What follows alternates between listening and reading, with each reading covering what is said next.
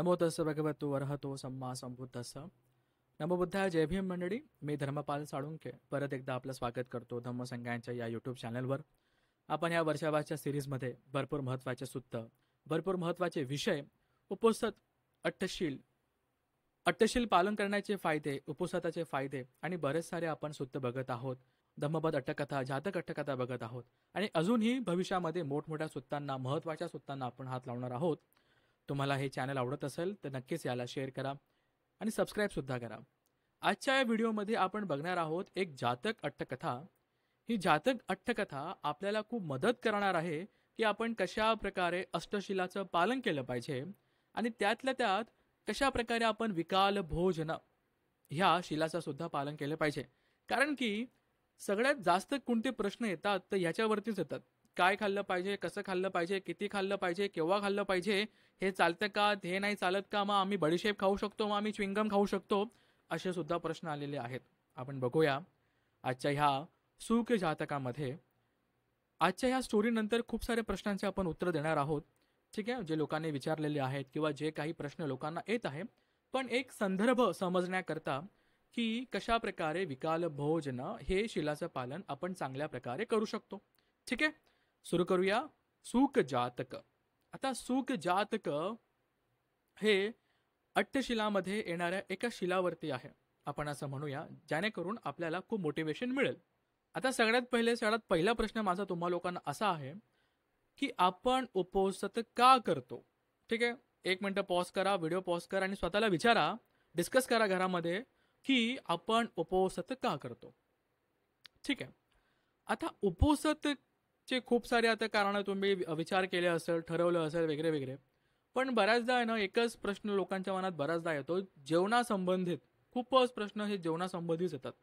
ठीक आहे, आपले आजी वगैरे वगैरे ज्या जुन्या पिढ्या आहेत झाल्यात ते एका प्रकारचे उपवास करायचे. कुठला त्यांचा वार असायचा, मंगळवार काय, शुक्रवार वगैरे काय काय, आणि उपवासाला हे चालतं ते नाही चालत, मग उपवास कधी सोडायचा असे पण प्रश्न येतात.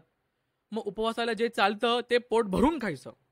ठीक आहे, उपवासाला जे चालतं ते पोट भरून खायचं, अशा प्रकारचा उपवास. ठीक आहे, हे खूप सारे प्रश्न आहेत ज्याचा उत्तर आपण बघूया ह्या कथेच्या नंतर. खूप छान छान प्रश्न आहेत, बघूया. आता सुख जातक वर्णना. सुख म्हणजे काय तर पोपट, पक्षी आहे पोपट, बरोबर. ही पोपटाची जातक कथा आहे जिथे सिद्धार्थ बोधिसत्व त्यांच्या मागच्या जन्मांमध्ये त्यांनी जशा प्रकारे त्यांच्या पारमी पूर्ण केल्या. बोधिसत्वाला बुद्ध होण्यासाठी एकूण किती पारमी पूर्ण कराव्या लागतात मला लवकरात लवकर आता कमेंटमध्ये सांगा. ठीक आहे, बोधिसत्वाला बुद्ध होण्यापर्यंत एकूण किती पारमी लागतात बुद्ध होण्यासाठी, आपल्यासाठी नाही, बुद्ध होण्यासाठी किती पारमी लागतात मला कमेंटमध्ये सांगा. ठीक आहे, सुख जातक.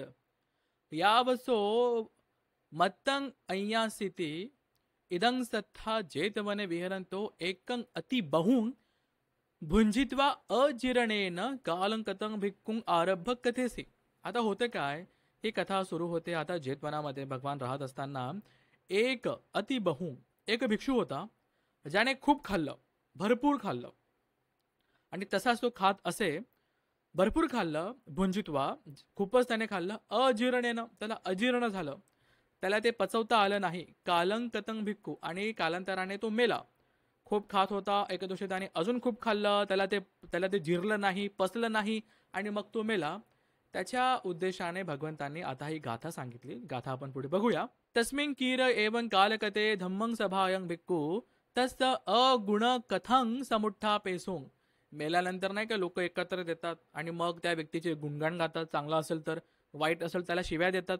तसंच अगुण कथं. आता ते भिक्षू काय झाले, इतर भिक्षू लोक जमा झालेत, त्यांना त्यांच्याबद्दल माहिती पडली, अरे हे भिक्षू अशाचे वारलेत, का मेलेत, का कारण आहेत, म्हणून ते लोक आता त्याचे अगुण की बाबा त्याच्यामध्ये काय काय वाईट गुण होते, की तो एवढा खायचा तेवढा खायचा वगैरे वगैरे, ते आता डिस्कस करू लागले. कसं, आबुसो असुको नाम भिक्खू अत्तनो कुच्छी प्रमाणं अजानित्वा. अत्तनो स्वतःचं, अत्तनो कुच्छी प्रमाण, कुच्छी म्हणजे काय, पोट, कुच्छी प्रमाण पोटाची मात्रा, पोटाचं प्रमाण, अजानित्वा की त्याने त्याचा बाबा त्याला किती भूक लागली, किती खाल्लं पाहिजे ते न जाणून, अति बहुंग भुंजित्वा त्याने खूप जास्त खाल्लं, जीरा पेंतोंग असक्कोंतो त्याला ते पचवणं शक्य झाले नाही, तो पचवू शकला नाही आणि म्हणून कालकतो. असं ते सगळे भिक्षू आता एका प्रकारे टिंगल करू लागलेत किंवा मस्करी करू लागलेत किंवा बघा एवढं खाल्लं त्याला पचलं नाही आणि तो मेला, असं ते आता डिस्कस करत होते. मग होते काय, सथा आगंत्वा काय नत्तू भिक्कवे ए तर ही कथाय सन्निसिन्ना. बुद्ध आलेत, बुद्धाने विचारलं, अरे तुम्ही काय डिस्कस करतायत? पुच्छित्वा, बुद्धाने विचारलं. मग इमाय नाम, मग सगळे भिक्षू लोक सांगतात म्हणते असं असं झालं.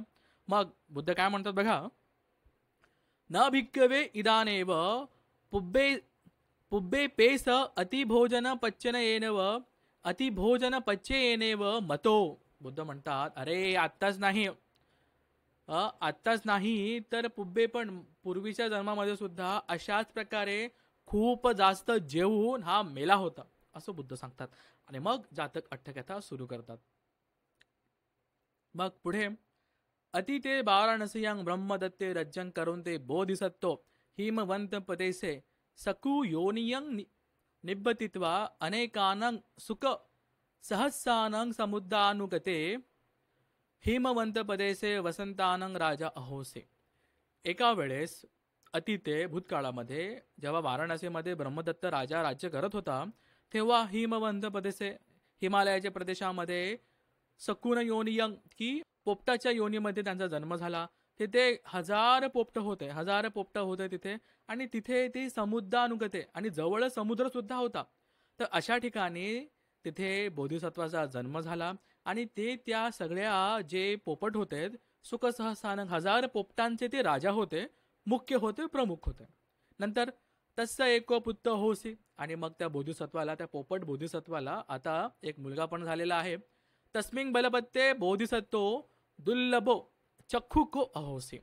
कालांतराने तो छोटा पोपट म्हणजे त्यांचा मुलगा मोठा झाला. आता हे बोधिसत्वाचे पोपट आहेत ते आता म्हातारे झाले आहेत आणि चक्षु त्यांचे डोळे पण आता कमकुवत झाले आहेत, दिसत नाही बरोबर. म्हणून का सुकानन कीर सिघो वेगो होते. जे पोपट आहेत ते त्यांचा वेग खूप जास्त आहे, त्यांची स्पीड खूप असते जास्त उडण्याची, आणि म्हणूनच त्यांचे डोळे खूप लवकर खराब होतात असं कारण दिलंय.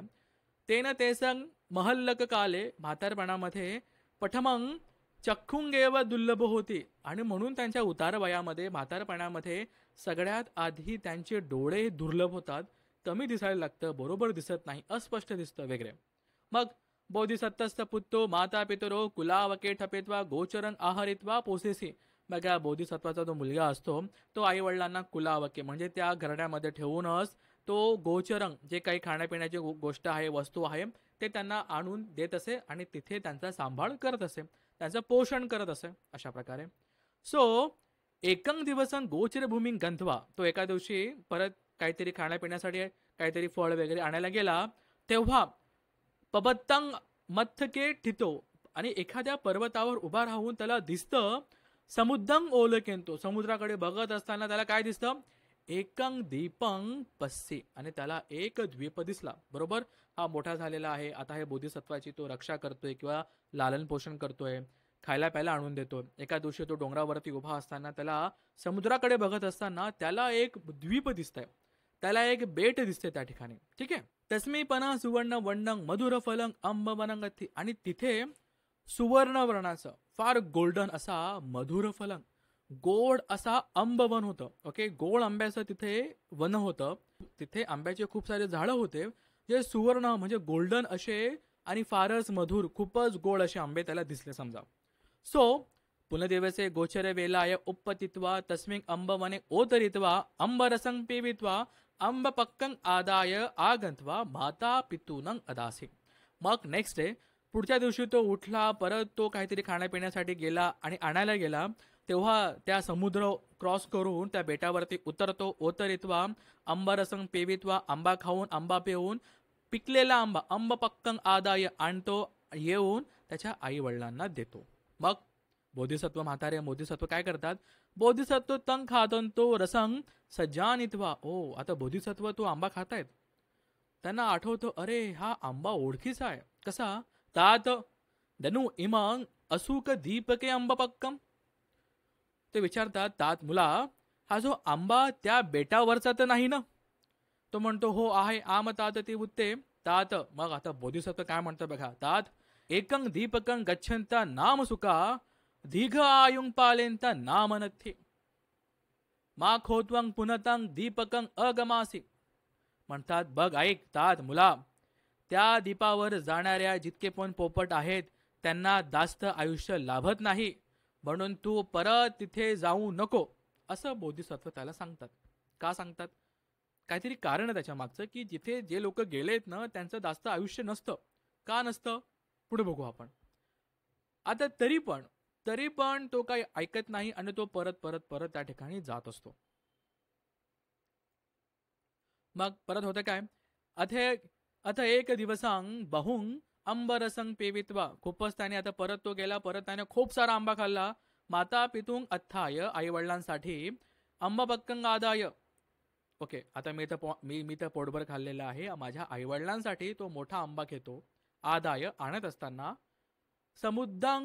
समुद्र मथके नागच्छंतो, म्हणजे समुद्र अथके आगच्छंतो, समुद्रामधून तो येत असताना इथे ते राहतात, इथे ते बेट आहे, मध्ये मोठा समुद्र आहे, त्याने खूप आंबा खाल्लेला आहे, आंबा तोंडामध्ये आहे, चोचीमध्ये आहेत आणि तो परत येतोय. अतिधातताय, खूप खाल्लेला आहे. बघा, खूप जास्त आपण खाल्लं ना आपल्याकडनं काम होत नाही, बरोबर आहे, सगळ्यांना माहिती आहे. खूपच हेवी जेवण केलं झोप लागेलच, गुंगी येणारच, तसंच त्याचं होत आहे. ठीक आहे. अतिधातताय, तो आता खूप थकलेला आहे. ठीक आहे. किलंत कायो, आता थकलेला आहे एकदम, अरे बापरे नको नको, खूपच थकलेला आहे. का? खूपच जेवलो, खूपच हेवी आपण जेवलो हो, तर कसं होतं समजा, तसं त्याला आता होत आहे. मग निद्राय अभिभूतो, त्याला आता गुंगी येते, त्याला झोप येते. मग सो निद्रायंतोपी आगच्छंत एव, तो आता गुंगीमध्ये आहे, उडतोय, तोंडामध्ये आंबा आहे. आंब्याचं वजन किती आणि पोपटाचं वजन किती, त्याच्या वजना एवढंच कदाचित तो आणतोय त्याच्या चोचीमध्ये. त्याला झोप लागते, तो गुंगतोय. तुंडेन पनस गहितन आंब पक्कं पती, आता जे आहे ते चोचीमध्ये जो आंबा आहे तो पडतो, बरोबर. सो अनुकम्येन आगमन विधी जहित्वा, आता जो उडण्याचा, आता हा आंबा जोरात खाली पडला, त्याचा बॅलन्स हा मागे पुढे झाला आणि जो उडण्याचा मार्ग आहे तो त्याने सोडून दिला. ओसंदितो उदक पिठ्ठेनेव आगच्छंतो उदके पती, आता काय झालं, तो उडतोय, थकलेला आहे आणि ऑब्व्हियसली समुद्रावरती खूप मोठा वारा पण असतो, तो उडण्याचा प्रयत्न करतोय, त्याला झोप लागते, थकलेला आहे, आंबा पडतो. आंबा जसा पडला तो इम्बॅलन्स होतो, रस्ता सोडतो आणि तो त्या समुद्रामध्ये जाऊन पडतो. मग आता नंग एको मच्छो गहित्वा खादी, जसा तो पाण्यामध्ये पडतोय तसा एक मोठा मासा येतो, त्याला लगेच खाऊन घेतो. बोधिसत्तो तस्मिं आगमन वेलाय अगच्छंत एव समुद्रे पतित्वा मतो भविष्यती अय्यासी. आता संध्याकाळ झालेली आहे, बराच वेळ झालेला आहे, अजून हा काही आलेला नाहीये.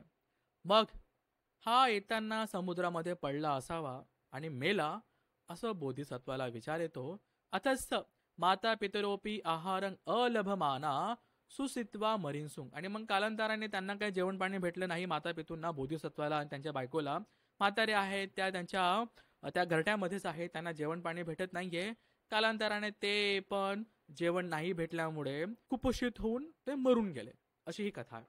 मग बुद्ध ही जातक सांगत असताना ही कथा म्हणतात, यावसो मत्तंग अय्यासी, बघा मत्तंग अय्यासी हा शब्द येतो. भोजनस्मी विहंगमो, विहंगमो म्हणजे हा जो पक्षी आहे, हा जोपर्यंत भोजनामध्ये भोजस्मिंग भोजनाची मत्तंग अय्यासी, जोपर्यंत हा जो पोपट होता, हा जो पक्षी होता, जोपर्यंत तो त्या भोजनाची मात्रा जाणत होता ना, मत्तंग अय्यासी, अय्यासी कोणत्या बरोबर, मत्तंग म्हणजे मात्रा, जेवणाची क्वांटिटी, जेवणाची मात्रा जाणत होता, तोपर्यंत ताव अध्यानंग आपादी, तोपर्यंत तो त्याच्या मातरंच अपोयसी, तोपर्यंत तो त्याच्या आई वडिलांची खूप चांगल्या प्रकारे सेवा करत होता, बरोबर. बरोबर, जोपर्यंत तो हेल्दी होता, जोपर्यंत तो त्या बेटावर गेला नव्हता, बरोबर, तिथे जाऊन त्याला लोभ आला म्हणून त्याने खूप सारा तो आंबा खाल्ला आणि तो मेला.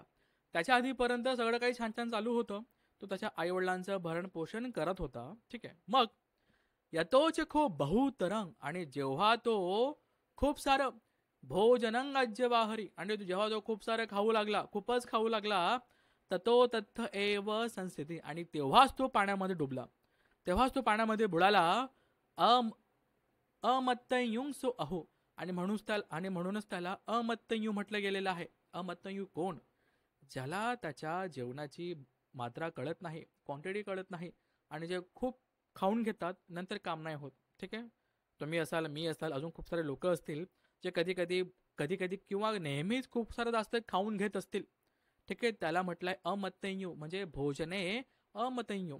जो भोजनाची मात्रा जाणत नाही, ज्याला किती खावं हे माहिती नाहीये, आणि म्हणून असे लोकच पाण्यामध्ये डुबतात असं बुद्ध म्हणतात. बघा पुढे गाथा आली आहे. तस्मा मत्तयुता साधू भोजनस्मिन अग्गिधता अपमत्तयू ही सिंधती पत्तयूच मत्तयूच न सिधरे. बघा, आता जो साधू व्यक्ती आहे, जो हुशार व्यक्ती आहे, तो काय करतो? अधिगता, तो भोजनाची मात्रा जाणून तो भोजनामध्ये वाहून जात नाही किंवा लोभापोटी, ग्रीडी, एकदम ग्रीडमध्ये लोभापोटी जास्त खात नाही, असा व्यक्ती हुशार आहे, त्याला आपण मत्तयू म्हणतो. भिक्षू संघासाठी हा शब्द खूप वापरला आहे की तुम्ही भोजने मतयू व्हा, तुम्ही तुमची भोजनाची मात्रा जाणा. पुढे येऊ आपण याच्यावरती, भिक्षूंवरती पण येऊ. अमत्तयूच्या सिदंती, आणि जे अमत्तयू आहे, जे जास्त खातात, त्याला मात्रा माहिती नाहीये, सिदंती, तेच पाण्यामध्ये पडतात, तेच डुबतात. असं मत्तयूच न सिद्धरे, आणि जे मात्रा जाणतात ते कधी पाण्यामध्ये पडत नाही. ही सिमिली आहे, ही एक उपमा आहे. आता ही उपमा फक्त भोजनाबद्दल नव्हती, ही सगळ्या गोष्टींबद्दल होते. कामभोगामध्ये असताना एखाद्या गोष्टीचा, एखाद्या वस्तूचा किती उपभोग घेतला पाहिजे याला मात्रा म्हणतात, याला मत्तयू म्हणतात. आपण आहोत का? एखाद्या गोष्टीच्या आपण किती आहारी गेलेलो आहे, मग ते जेवण असेल, किती व्यक्ती असेल, किती वस्तू असेल, किती तिच्या आहारी गेलेलो आहे, किती त्या वस्तूच्या, व्यक्तीच्या किंवा कामभोगामध्ये असलेल्या गोष्टींच्या आपण किती आहारी गेलेलो आहे, ते आहे मत्तयू. इथे जरी भोजनाची गोष्ट होत आहे, पण मत्तयू ती मात्रा भोजनाची आहे की इतर सगळ्या वस्तूंची आहे, गोष्टींची आहे, जे आपल्याला आवडतात, जे इंद्रियांना आवडतात, त्याची मात्रा आपण जाणतो का? जो जाणतो तो साधू आहे, चांगला व्यक्ती आहे, धीर आहे, आणि जो नाही जाणत ना, तो अमत्तयू आहे, आणि मग तो व्यक्ती पाण्यामध्ये डुबतात. कोणत्या? भवसंसाराच्या पाण्यामध्ये डुबतात असं बुद्ध सांगतात. मग आता बुद्धांनी ही स्टोरी सांगितली, जातक सांगितलं, आणि बुद्ध आता सांगतायत. आता परत वर्तमानामध्ये आपण आलो. बुद्ध म्हणतात, सत्ता इमंग धम्म देसनं आहरित्वा सच्चानी पकासेत्वा. बुद्धांनी धम्मदेसना दिली, सत्य सांगितलं, सच्चानी पकासेत्वा, सत्यावरती प्रकाश टाकला. जातकं समोधानेसी, जातक सांगितलं, सच्च पर्यवसाने बहु स्वतापन्नं सकतगामी अनागामी अर्हंतोपी अहंसे. बुद्धांनी जातक कथा सांगितली, आणि ती संपत असताना खूप सारे लोक स्वतापन्न झाले, सगदागामी झाले, अनागामी झाले, काही अर्हंत पण झाले. मग बुद्ध सांगतात, तदा सुक राजपुत्तो भोजने अमतयू भिक्खू अहोसी, की जो भिक्षू आता ह्या वर्तमानामध्ये जो जास्त खाऊन काल मेला ना, तो त्या सुक राजाचा मुलगा होता, जो आंबा खायला गेला, खूप सारा आंबा खाल्ला, नंतर त्याला ते झेपलं नाही, पचलं नाही, आणि तो पाण्यामध्ये पडून मेला. हाच पोपट, हाच भिक्षू आहे जो काल मेला, असं बुद्ध सांगतात. आणि पुढे सांगतात, सुक राजा पनंग अहंग एव अहोसे, आणि जो सुक राजा होता, जो बोधिसत्व होतो, जो राजा होता, तो मीच होतो, असं बुद्ध सांगतात. आणि अशा प्रकारे सुक जात वर्णना, जी एक जातक अट्टकथा आहे, आपण या ठिकाणी बघितली.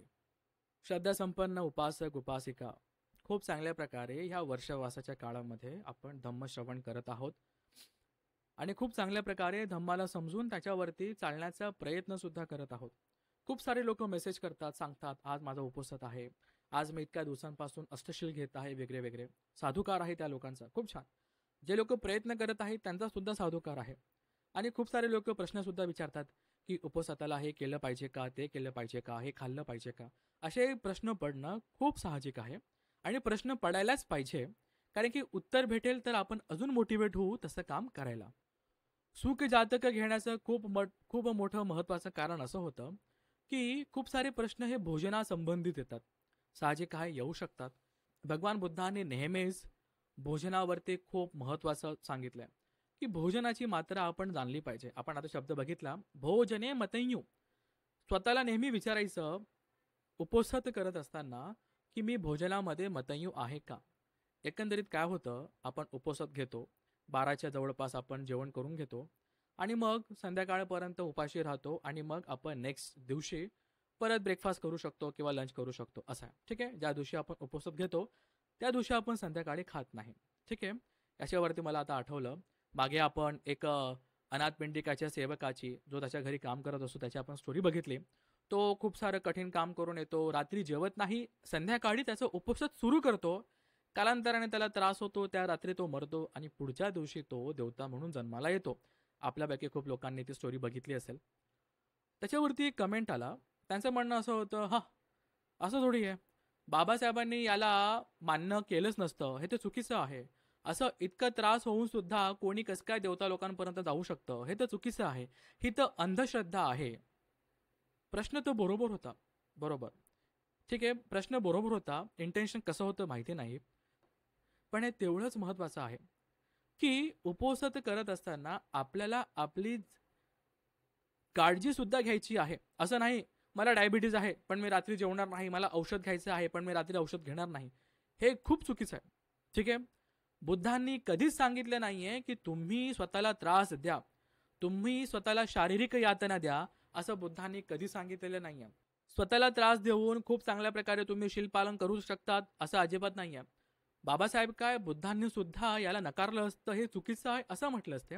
पण ती एखाद दोन अपवादाची गोष्ट आहे की जी बुद्धांपर्यंत फार नंतर पोहोचली असेल समजा. पण इथे हा कालांतराने मरतो. ज्याचा त्याचा कर्मभोग आहे, ज्याचा त्याचा आपला आपला एक कर्मविपाक आहे, तो तिथे मेला. ठीक आहे. जर असा एखादा भिक्षू करत असला असता रोज रोज, तर बुद्धांनी त्याला नक्कीच रागवलं असतं, झापलं असतं. जेव्हा जेव्हा भिक्षू संघाने नियम तोडलेले आहे, बुद्धांनी त्यांना खूप रागवलेलं आहे, झापलेलं आहे. हे आपण खूप साऱ्या विनयपिटकामध्ये पण बघू. खूप सारे भिक्षू लोक खूपच स्वतःला त्रास देऊन ध्यान साधना करत होते. बुद्धांनी त्यांना पण रागवलंय. कारण की शरीराला त्रास देऊन खूप त्रासामध्ये भोगून तुम्हाला निब्बाण मिळणार नाही. बुद्धांनी ते प्रयोग आधी करून बघितलेले आहे. पाहिला आपण एक फोटो येतो आपल्याकडे, पार बुद्ध एकदम पार हाडांचा सांगडा झालेले आहेत. बरोबर एका तांदळाच्या दानावरती ते जगत होते. पण त्यांना कळलं की स्वतःला त्रास देऊन पण काही फायदा नाहीये. बुद्ध धम्मचक्र प्रवर्तन स्वतःमध्ये सांगतात काय, द्वे मे भिक्कवे अंता पबजितेने न सेवितब्बा कतमे द्वे यो सो काम सुख लिक्कानुयोगो हिनो पथ्थुजनिको, असं काहीतरी ते वाक्य आहे, आता मला आठवत नाहीये. आणि दुसरं आहे की स्वतःला अत्त केलं मथानुयोगो, स्वतःला खूप त्रास द्यायचा आहे असं पण नाही करायचं आहे. एकदम सुखात तुपात पण नाही आणि एकदम खूपच दारिद्र्यासारखं म्हणा, किंवा एक स्वतःच्या शरीराला खूप सारा त्रास देऊन तुम्हाला निब्बाण नाही भेटणार. एक म्हणून बुद्धांनी मध्यम पटिपदा काढला. बरोबर. अशाच प्रकारे त्यांचा प्रश्न एकदम बरोबर होता की हे बाबासाहेबांना पटलं नसतं. बाबासाहेबांना काय, ते बुद्धांना सुद्धा पटलं नसतं. पण अशा एखाद दोन स्टोरी अपवाद असतात. पण आपण यातून काय घ्यायचं, जर तुमची तब्येत बरोबर नसेल तर तुम्हाला औषध पाणी घेणं गरजेचं आहे. तर तुम्ही आजारी असाल तर तुम्हाला संध्याकाळी काय ते भोजन असेल किंवा काय ते औषध पाणी असेल ते तुम्हाला घ्यावं लागेलच स्वतःला सांभाळण्यासाठी. शरीर चांगलं असेल तर तुम्ही चांगल्या प्रकारे शीलपालन करू शकतात. पण उगाच काही बहाणे बनवून हे पण चालतं ते पण चालतं असं करू नये. जर तुम्ही निरोगी असाल तर. बरोबर. बुद्धाने खूप सारे नियम बनवले भिक्षू संघासाठी आणि असं म्हटलेलं आहे, जर तुम्ही निरोगी आहे, तुम्हाला कुठला रोग नाहीये, तर तुम्ही शीलाचा भंग करू नये, तुम्ही विनयाचं भंग करू नये असं बुद्ध सांगतात. अशाच प्रकारे आपल्याला हे विकाल भोजनशील पालन करायचं आहे. आता खूप सारा प्रश्न येतो, बुद्धांच्या वेळेस भिक्षू संघ हा एकभत्तिक होतो. एकभत्तिक म्हणजे काय, पुब्बन्न समय. सकाळी उठून सगळ्या त्यांचा कार्यक्रम करून दिनचर्या करून सकाळी उठून पात्र चिवर घेऊन शहरामध्ये नगरामध्ये निघायचे. ठीक आहे. भोजन करायचे, भोजन घ्यायचे, परत विहारामध्ये येऊन जेवण करायचे आणि मग ते जेवण झाल्यानंतर पुढच्या दिवशी तेव्हाच ते तेव्हाच ते भोजन करतील. असे भिक्षू संघ त्यावेळेस एकभत्तिक होते. 13 प्रकारचे धुतांग आहे, त्याच्यामध्ये हे धुतांग होते. सगळा भिक्षू संघ त्याला पालन करायचा, एकभत्तिक होते. बुद्धांच्या वेळेस थोडीच त्यांना ब्रेकफास्ट भेटायचा. आता ब्रेकफास्ट झाला आहे, आता आपण 2 कप चहा घेऊया, मग आपण परत दुपारी जेवूया, संध्याकाळी परत आपण 1 कप चहा घेऊया, मग आपण रात्री ज्यूस वगैरे घेऊया. इतकी लिबर्टी, इतकं फ्रीडम आणि इतकं लक्झरी लाईफ असेल बुद्धांच्या वेळेस? अजिबात नाही. खूप कमी भिक्षू आहेत, मी त्यांना ओळखतो. आपण सुद्धा 1-2 भंतेंना बघितलं असेल, खूप नामांकित आहे. त्यांना मी बघितले त्यांचं धुतांग करताना, कशा प्रकारे ते धुतांग करतात. एकाच अनिको आहेत, मी त्यांना बघितलंय की 10 दिवस त्यांच्याकडे होतो, त्यांना बघितलंय ते त्यांची पाठ टेकवत नसे असेच झोपायचे ते. चिवराचा कठ्ठा करून मांडीवर ठेवायचे, असेच झोपायचे. त्याने मी 10 दिवस बघितले. ठीक आहे, तशा प्रकारे. त्याचबरोबर एक बत्ती को, ठीक आहे, ना चहा ना कॉफी. ठीक आहे, दुपारी जेवायला बसतील, जेवतील, जेवण संपवतील आणि पुढच्या दुपारीच जेवतील. नो ब्रेकफास्ट, काही नाही, एक बत्ती को. खूप सारे लोक आहेत, खूप सारे दुतांग आहेत, दुतांगधारी आहेत, जे अशा प्रकारे पालन करतात. ठीक आहे, आणि हेच अपेक्षित आहे, हेच केलेच पाहिजे. दुतांगधारी फक्त महाकश्यप नव्हते, अख्खा संघ दुतांगधारी होता. फक्त आपले महाकश्यप त्याच्यामध्ये अग्र होते. ते खूपच कठीण पद्धतीने, खूपच चांगल्या प्रकारे ते दुतांग करायचे. म्हणून बुद्ध दुतांगधारी होते. पंचकुलिक, एक भत्तिको, एकासनिकांगो, अरण्यको, 13 प्रकारचे दुतांग असतात आणि महाकश्यप त्यामध्ये अग्र होते. मी 2021 मध्ये जेव्हा ऑनलाईन क्लास घेत होतो तेव्हा एक माझी विद्यार्थिनी लहान होती, 10 वर्षांची असेल, आर्या. तिने मला प्रश्न केला की सर, तुम्हाला तर एवढं सगळं माहिती आहे, तुम्ही का नाही भंतेजी बनत, भिक्षू बनत. मी खूपच मनावरती घेतलं आणि मग मी महिन्याभरासाठी भिक्षू झालो. तेव्हा माझा अभ्यास महाकश्यपांवरती खूप चांगला होता. मी तेव्हा एक भत्तिको राहण्याचा विचार केला. 30 दिवस मी ब्रेकफास्ट पण नाही केला, डिनर पण नाही केला, काही नाही. फक्त मी दुपारी एकदाच जेवायचो. त्याचे किती फायदे आहेत असं मी माझ्या इतर विद्यार्थी लोकांना सुद्धा सांगितलं. त्यांनी सुद्धा हे केलं आणि हे दुतांगाचा एक प्रकार आहे. सांगायचा अर्थ माझा एवढाच की मी मागच्या खूप साऱ्या व्हिडिओजमध्ये असं बोललेलो आहे की एक भत्तिको, विकाल भोजनाचं पालन करणारा भिक्षू संघ जो आता अस्तित्वात नाही आहे, खूप कमी लोक आहेत. एका वेळेस नेपाळचे भिक्षू संघ आला होता. त्यांना आम्ही संध्याकाळी भोजनासाठी विचारलं, तुम्ही खाल का? त्यांनी आम्हाला रागवलं. हो, असं कसं काय, तुम्ही भिक्षू संघाचं तुम्ही शील तोडतायत, असं त्यांनी म्हटलं. खरं तर हे चुकीचंच आहे. एखादी व्यक्ती, एखादा भिक्षू आजारी नसेल, त्याला कुठला त्रास नसेल, त्यांना दवा औषधं घ्यायचे नसतील, तर त्यांनी रात्री भोजन करू नये. हा बुद्धांचा धम्म आहे. ठीक आहे, आणि सर्रास आपण त्यांचं शील तोडायला आपण त्यांना मदत करतो. खूप कमी भिक्षू संघ आहे की जो एक भत्तिको आहे किंवा विकाल भोजन या शिलाचं पालन करतो. अशा भंत्यांना ओळखा, त्यांनाच दान देणं हे महाफलदायी आहे, असं मी या ठिकाणी तुम्हाला सांगू इच्छितो. ठीक आहे, आता आपण आपल्यावरती येऊया. किती खायचं, भोजनाची मात्रा जाणायची आहे. आता उपोसत का फक्त आपण जेवणासाठी करतोय का? नाही. उपोसत, उपवास करतोय. उपवसामी, कशाचा उपवास करतोय आपण? जेवणाचा नाही. आपण आपल्या इंद्रियांचा उपवास करतोय. म्हणून तर नच गीत वादित विस्कुत असताना आहे. आपण नाच गाणं काय आहे? गाणं बोलणं आहे, बरोबर. मुसावादा संपप फलापा करायचा नाहीये, फालतू बडबड करायची नाहीये, तुगला करायचे नाहीये, वेगळे वेगळे. इंद्रिय, कानाला जे आवडतं ना खूप जास्त, त्यापासून आज दूर राहायचंय. नच्च गीत ऐकायचं नाहीये, नाचायचं नाहीये. का? जे विसुक असतं ना, जे बघायला खूप आवडतं, नाटकं असेल, वेब सिरीज असेल, युट्यूब असेल, इंस्टाग्राम असेल, जे बघायला खूप आवडतं ते बघायचं नाहीये. का? आपण उपवास करतोय, आपण उपोसत करतोय. उपवास मराठी शब्द आहे, उपोसत पाली शब्द आहे. उपोसताला समजणं फार महत्वाचं आहे. ठीक आहे, नीट समजून घ्या. प्रश्न असतील विचारा, आपल्या गुरुजनांना असेल, आपले भिक्षू संघ असेल त्यांना विचारा, खूप चांगल्या प्रकारे विचारा. उपवासाचे किती फायदे आहेत तुम्ही बघितले, मी पण बघतोय. खूप सारे अजून धम्मपद गाथा आहेत, आपण बघूया. म्हणून उपवास किंवा उपोसथ, उपवास जे आपले पूर्वीचे लोक करायचे, आपले म्हातारे वगैरे, आजी आजोबा किंवा आजी वगैरे, त्यांचा उपवास वेगळा होता. ती अंधश्रद्धा होती की हे चालत नाही, ते चालतं, आणि जे चालतं ते पोट भरून खायचं. हा काय उपवास? कुठला उपवास? असं नाहीये. उपवास, उपोसथ हा आपल्या इंद्रियांचा आहे. ठीक आहे, लक्षात ठेवा. जेव्हा आपण उपोसथ घेऊ, आपल्याला आपल्या इंद्रियांना संवर करायचं आहे, कंट्रोल करायचं आहे. ज्या गोष्टींच्या आपण आहारी गेलेलो आहे त्याच्या आहारी नाही जायचं आहे. त्या दिवशी त्याला कंट्रोल करायचं आहे. का कंट्रोल करायचं आहे? तुम्ही म्हणाल, अरे मग तर रात्री भूक तर लागते, 3 वेळेस तर माणसाने खाल्लंच पाहिजे, मग काय होतं बरं, जर नाचलं नाही, आपण गाणं नाही केलं तर काय होईल? कारण की तुम्हाला ध्यान करायचं आहे. शील समाधी अठ्ठशिलाचं पालन केलं, मग का तुम्ही एकच स्टेप तुम्ही कराल. समाधी पहियेचं काय आहे? बुद्धांच्या वेळेस भिक्षू संघ, बुद्धांच्या वेळेस उपासक उपासिका संघ विहारात जाऊन उपोषण करायचे. विहारामध्ये गेले, तिथे भोजन वगैरे केलं, बुद्धांना भोजनदान दिलं, तिथेच सगळ्या लोकांशी संपर्क तोडून विहारात जायचे, तिथे ध्यान साधना करायचे, धम्मश्रवण करायचे, बरोबर. इंद्रियांना संवर करायचंय. इंद्रिय संवरो वीरो, बरोबर. जो वीर व्यक्ती इंद्रियांना संवर करतो तेच आपल्याला करायचं आहे. हे फार महत्वाचं आहे. उपवास फक्त खाण्याचा नाही आहे. ठीक आहे, बस. आपल्याला फक्त ह्या गोष्टी खूप चांगल्या प्रकारे समजून घेण्याचं आहे.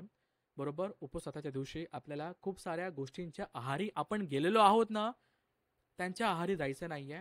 इंद्रियांना, काय काय इंद्रिय, आपले 6 इंद्रिय आहेत. कुठलं आहे? कान आहे, डोळे आहे, नाक आहे, जीभ आहे, आपला त्वचा आहे आणि मन आहे. बरोबर झाले?